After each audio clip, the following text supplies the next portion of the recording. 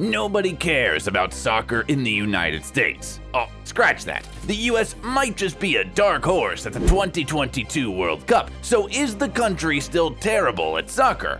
Dramatic changes have occurred over the last months, and we might be witnessing a new dawn in the United States soccer. And it might just be the right time to debunk misconceptions about the lack of talent, management, and many other problems that have plagued the nation's soccer development for so long. Would you believe that an American player is already being called the next Lionel Messi? That's how much things have changed among the players, managers, fan base, and league. Before now, you could hardly compare the MLS to other major European leagues by any standard or metric. Even within the United States, baseball, American football, basketball, and ice hockey had all enjoyed more popularity than soccer. But here's where things get interesting. Following what we could call a dark age in the US men's soccer between 1950 and 1986, the US men's national team qualified for their first World Cup in 1986 and continued to do so for the next 32 years, except on one occasion where they failed to make it to the 2018 World Cup in Russia. Although the team suffered early exits in the group stages and the round of 16 the whole time, it managed to reach the quarterfinals in the 2002 edition. Such results sound modest for any other country that doesn't prioritize soccer or have the luxury of talent,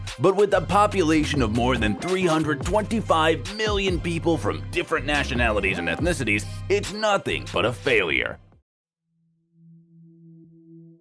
Many factors have affected soccer growth in the United States, which is why there has been some deficit. The MLS only started in 1996, whereas most leagues in major European countries have a 50 to 100 year head start. The United States has been playing catch-up for so long. Why? First, there's been a lack of soccer culture. In many South American countries, you would probably see kids kicking plastic bottles and just about anything as a soccer ball. But it's different in the US, being a first world country with predominantly upper middle class families. The country prioritizes education, and the very best athletes may not be able to resist generous scholarships. Sending your kid to soccer camp in the US is probably more expensive than any other place in the world. We are talking about somewhere in the ballpark of $1,000 per week, which means many talented kids don't even get a shot due to financial constraints. Whenever a young promising talent is spotted in other footballing countries, they immediately get enrolled in youth programs, but in the US, apart from the burden of high school and college, you are not allowed to turn pro until 18. By not getting paid for training early and early commitment to the sport, the talent pool shrinks. Why can't athletes make money and turn pro whenever they want? Also, soccer failed to take root in the US in the 20th century, while other sports were developing and other countries were growing the sport, partly due to endless disagreements between the ASL and the USFA. With fan bases, authorities, talents, and every other thing else split into several parts, soccer in America became perpetually at a disadvantage. Unlike most countries where soccer is the number one and every other thing else comes after, soccer in the United States has faced stiff competition from many other sports. In terms of salaries, sponsorship, endorsements, and other monetary statistics, it isn't even among the top 3 sports in the country. There's much more money in other sports in the US. For instance, the average NBA salary is over $8.3 million, while that of the MLS is around $400,000. Why then would an elite athlete choose soccer over basketball? So, with the lack of incentives, program development, commercials, coaching, and a culture not favorable to soccer, many thought that the US would always be terrible at soccer. However, they were wrong.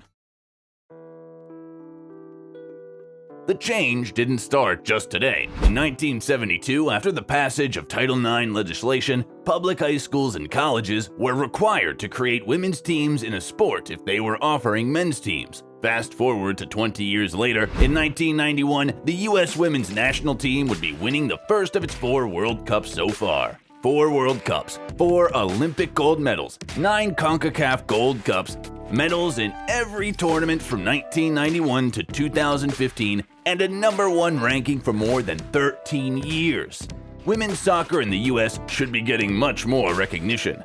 When you watch players like Christine Lilly, Alex Morgan, Abby Wambach, and Megan Rapinoe, just to mention a few, it becomes clear that the country is second to none in women's soccer, and this has provided a growth stimulus for the men. Who doesn't love healthy competition?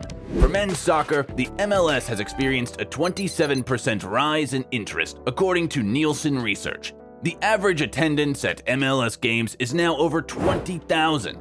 Although it's still about half the attendance seen in Premier League games, it is a significant improvement, especially when you consider other aspects of the league's growth. There is more momentum, more stadiums, more teams, more fans. The MLS is no longer just a place for retiring old footballers looking to make some money, although that probably helped the game in terms of popularity at some point. It is now a talent hub, with Weston McKennie at Juventus, Brenden, Aaronson, and Tyler Adams at Leeds, Christian Pulisic at Chelsea, Anthony Robinson at Fulham, Jordan Pefic at Young Boys, Sergino Dest at AC Milan, and several others making waves at the top European leagues. It is safe to say that the US may slowly be becoming a shopping ground for top European clubs.